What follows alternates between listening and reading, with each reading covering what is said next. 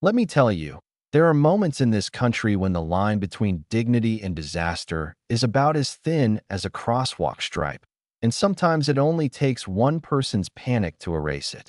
Picture this: a blinding summer morning, intersection at Elm and 3rd humming with traffic, and in the middle of it all, an old man, white cane tapping, service dog steady at his side, just trying to get across the street like he's done 1,000 times before. Then, suddenly, sirens, shouts, and next thing you know, an Army general's Humvee is parked on Main, and the city's got a lesson in justice it won't soon forget. Yeah, that happened. Samuel Bell, everybody called him Sam, was the kind of guy you'd pass on the street and think, there goes someone who's figured out how to survive in a world built for the sighted. 78 years old, lean, tough, and stubborn, Navy vet. He'd lost his sight in a forgotten war, not with some heroic movie-style injury, but a parasite from a jungle no one could pronounce. The Army patched him up as best they could, but Sam's world went dark, and he had to rebuild it by sound, scent, and the steady presence of Guide, his black lab who was honestly smarter than half the people in town. This day should have been like any other.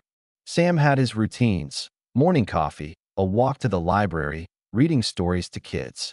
Guide knew every curb and every sidewalk crack, and Sam, for all his pride, had learned to trust the dog's judgment over his own.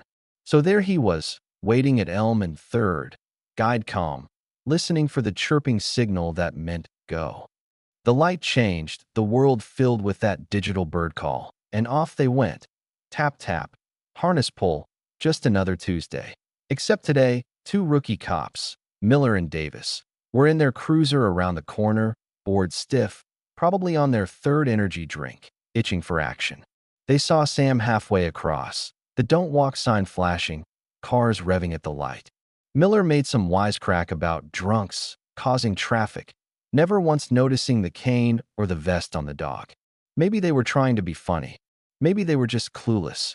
Either way, Miller hit the siren, barked out on the PA, "Hey, you in the crosswalk, move it." For Sam, that voice came out of nowhere, shattering his mental map. He froze, Guide froze, horns blared, everything got loud and hostile fast. Sam tried to orient himself, tapped the cane a little faster, heart pounding, Guide starting to tremble. "I said move it," blared the cop, but all Sam could do was mutter, "I'm trying. I'm blind." He wasn't resisting, he was surviving. But Miller saw noncompliance, which in rookie cop speak means time to escalate. He jumps out, taser already drawn. Davis calls it in as pedestrian obstructing traffic. Miller yells, "Stay on the sidewalk." Like that helps a man who can't see the sidewalk. Before Sam can even explain, before a single soul steps in, the taser cracks, and a current tears through Sam's body.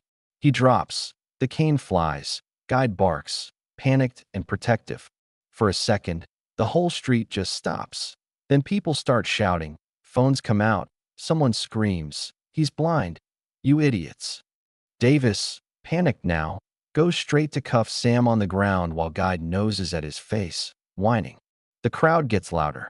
A supervisor, Sergeant Kelly, shows up, sees the mess. A groaning old man in handcuffs, wires stuck in his back, service dog frantic, 2 officers white as ghosts. Kelly barks, "Get those cuffs off him now." She calls for an ambulance, starts first aid. You can tell she knows this is bad, really bad, and you want the twist? The real one? There's a guy in the crowd, watching the whole thing, sipping his coffee. Retired Army colonel. He doesn't film. He calls a number most folks don't have. That number rings straight through to the base commander's office. General Michael Vance. 4 stars, not just some PR guy, but the kind of general who can actually move mountains when he wants to. 7 minutes after Sam hits the ground, before the EMTs even finish, you hear the low growl of engines, the kind you only get with military hardware. First, a Humvee blows through the intersection, doesn't slow for cop cars, just parks in the middle.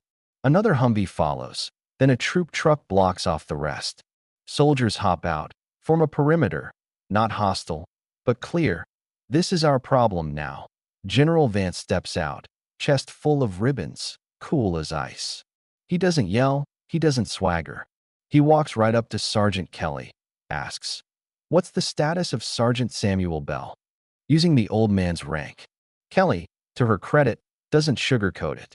"Sir, he was tossed by one of my officers during a pedestrian stop. He's being transported to the hospital." Vance turns on Miller and Davis, voice so level it cuts deeper than a scream. "Did you even check if he was blind? Did you help him, or just bark orders?" Miller tries to bluster. He was resisting, but Vance cuts him off. "Resisting? He was blind and terrified, and you made it worse. That's not just a mistake, that's a failure of humanity." The general makes a few calls, wants the mayor and the police chief at the hospital, tells Kelly he expects internal affairs and a DOJ investigation. "My office will be monitoring both closely." He goes to the ambulance, leans in. "Sam, it's Vance. We've got you now. Guide'll be with you. We'll handle the rest." Sam manages a weak nod. Guide wags his tail, calm for the first time all day. After that, it's a landslide. City leaders scrambling, news crews everywhere, hashtags trending, military Humvees frozen in the middle of downtown like a dare. Officers Miller and Davis suspended on the spot. Kelly gets put in charge of retraining the whole force. New policies roll out, de-escalation, how to spot a disability, especially for veterans. The chief of police goes on TV, red-eyed, promises it'll never happen again. Sam, he pulls through. The taser bruises heel, the fear takes longer. Guide gets a medal from the city. The vet center organizes a walk in Sam's honor. The whole neighborhood shows up. The video of the Humvees blocking traffic goes viral. One of those rare moments where justice didn't just creak along. It thundered through.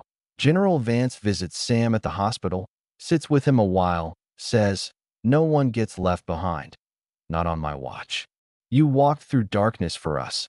Now we'll make sure your road is safe." And for a while, it actually is. Curb cuts get repainted, crossing signals fixed. Officers trained not to shoot first and ask questions later. Elm and Third becomes a symbol, not just of what went wrong, but what can go right when people refuse to look away. So, what would you have done standing at that intersection? Would you have kept walking? Filmed it? Called someone, stepped in? Should it really take an army to defend a blind veteran's right to cross the street in peace? Tell me in the comments. Where do you draw the line between order and empathy, law and justice? Hit subscribe if you think the most vulnerable among us deserve the fiercest protection. And if you've ever witnessed or stopped something like this, share your story. Because justice isn't a one-time event, it's a habit we have to practice together every day.